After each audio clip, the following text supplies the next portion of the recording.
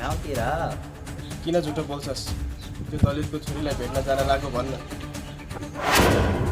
होइन, म जहाँ गए पनि जसलाई भेटे पनि तपाईँलाई के को चासो? चासो मलाई नभएर त्यो दलितलाई हुन्छ? म तेरो लागि सयौँ परिहरूको लाइन लगाइदिन्छु। तैँले के देखि र त्यो दलित केटीसँग म तेरो भविष्य उज्जवल भयो हेर्न चाहन्छु। यदि तपाईँ मेरो खुसी चाहनुहुन्छ भने मलाई स्वतन्त्र छोडिदिनु। अबदेखि मेरो त्यो र चासो गर्न पर्दैन। अबदेखि मेरो अगाडि बसेर सुरु गर्ने।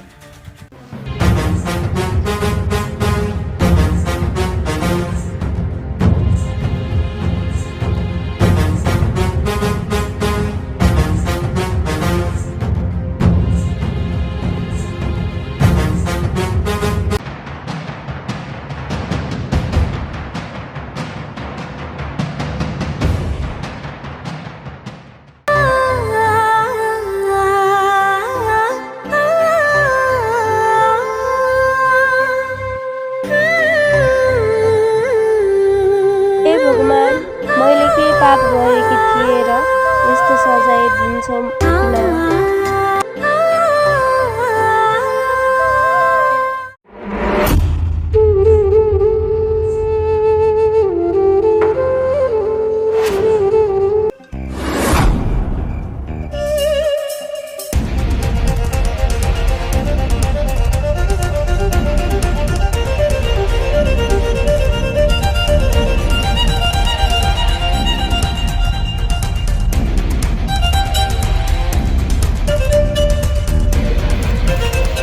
कसरी भयो कसरी?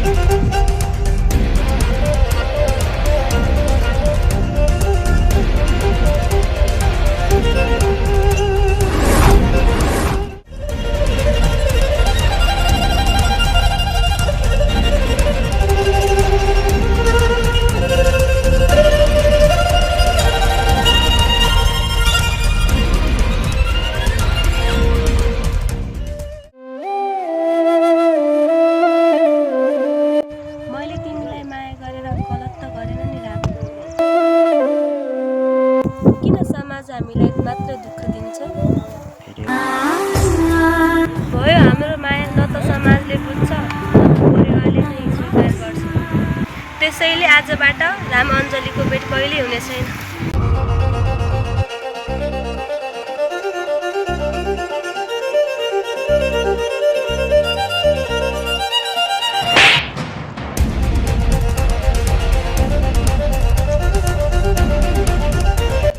के लाग्छ तिमीलाई? के लाग्छ? राम अञ्जलीको सम्बन्ध त्यति कमजोर छ जस्तो लाग्छ?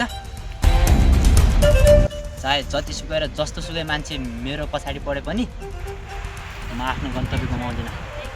मलाई विश्वास गर। तिमीले गरेको विश्वास कहिले पनि पस्ताउनु पर्न हुन्छ। त्यही विश्वास भएर त बाँचेकी छु।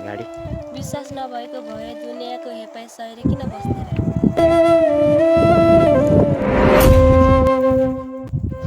तिमीलाई यो अवस्थामा कसले पुर्यायो भने? समाजले होइन। अब हामी यस्तो ठाउँमा जानेछौँ जहाँ कुनै विभेद हुने छैन।